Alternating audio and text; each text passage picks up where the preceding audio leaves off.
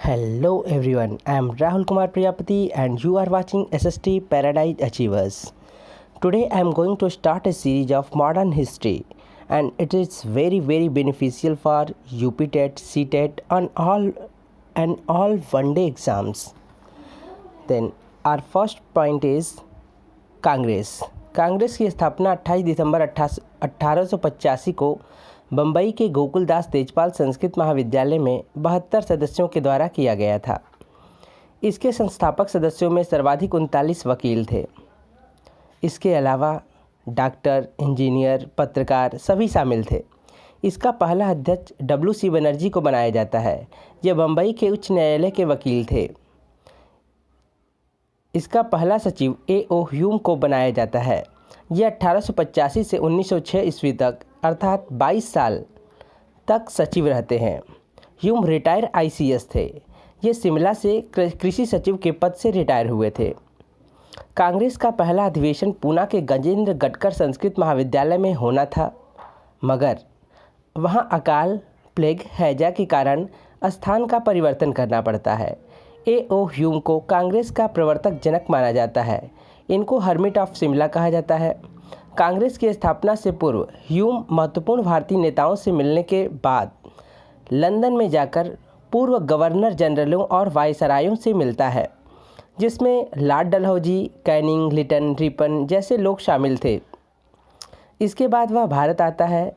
भारत आने के बाद वह कलकत्ता विश्वविद्यालय के छात्रों को पत्र लिखता है कि एक व्यक्ति चाहे कितना ही विद्वान क्यों न हो, कुछ नहीं कर सकता। यदि आप लोगों में से केवल 50 छात्र मुझे मिल जाए तो मैं एक बहुत बड़ा संगठन स्थापित कर सकता हूँ। लाला लाजपत राय ने अपनी पत्रिका यंग इंडिया में प्रकाशित किया है कि ह्यूम स्वतंत्रता के पुजारी थे।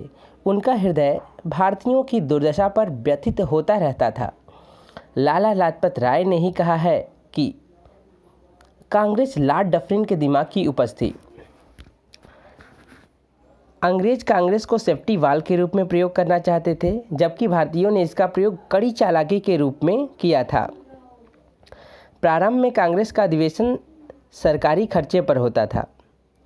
1886 में कांग्रेस का दूसरा अधिवेशन दादा भाई नौरोजी की अध्यक्षता में कलकत्ता में हुआ था। इसी अधिवेशन में पहले उग्रवादी सदस्य के रूप में बिपिन चंद्र पाल शामिल होते हैं। इसी अधिवेशन में कांग्रेसी सदस्यों को लॉर्ड डफरिन ने अपने उद्यान में सामूहिक भोज दिया था और यहीं से डफरिन यह कहना शुरू कर देते हैं कि कांग्रेस कुछ मुट्ठी भर लोगों का नेतृत्व करती है। यहीं से सरकारी रवैया बदल जाता है और कांग्रेस का तीसरा अधिवेशन 1887 ईस्वी में मद्रास में होता है। इसी अधिवेशन के लिए पंडाल का निर्माण किया गया था। इसका अध्यक्ष बदरुद्दीन तैयब जी को बनाया जाता है। कांग्रेस की अध्यक्षता करने वाले ये पहले मुस्लिम थे। फिर कांग्रेस का चौथा अधिवेशन 1888 में इलाहाबाद में होता है। इसकी अध्यक्षता जॉर्ज ह्यूल करता है। कांग्रेस की अध्यक्षता करने वाला यह पहला अंग्रेज था। इसी अधिवेशन में दूसरे उग्रवादी के रूप में लाला लाजपत राय शामिल होते हैं। कांग्रेस का यह अधिवेशन पूर्णतः निजी खर्च में हुआ था। इसके लिए चंदा उठाया गया था। चंदा मांगने का कार्य बदरुद्दीन तैयब जी ने किया था। इसकी अध्यक्षता वेडरबर्न ने किया था।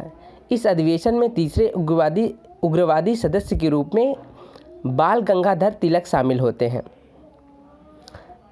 1896 ईस्वी में कलकत्ता में रहीमतुल्लाह सयानी की अध्यक्षता में एक अधिवेशन हुआ था। इसी अधिवेशन में पहली बार वंदे मातरम को गाया जाता है।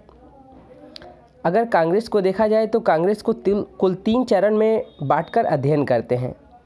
पहला चरण है 1885 से 1905 उग्रवादी आर्थिक राष्ट्रवादी युग।